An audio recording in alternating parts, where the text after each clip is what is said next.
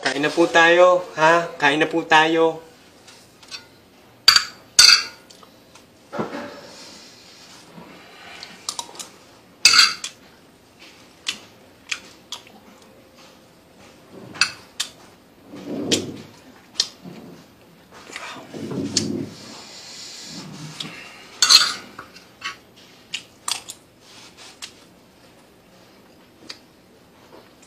Alam naman ho natin na pag medyo hindi sapat yung ulam natin, pwede naman ho natin na amuyin na lang para kinabukasan may ulam pa po tayo. Practical lang po tayo ngayon, lalong-lalo na sa mga walang-wala. Ito na lang ang gawin nyo.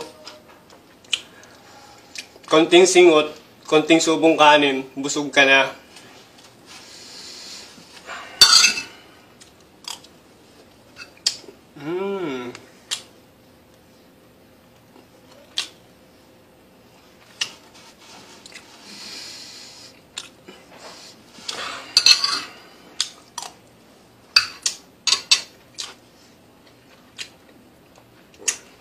Kahit pa paano mabubusog naman ho tayo ulam din Yung amoy, ulam din yan.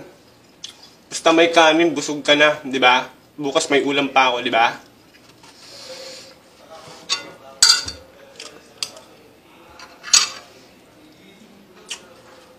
Ingat ho kayo lagi dyan, ha?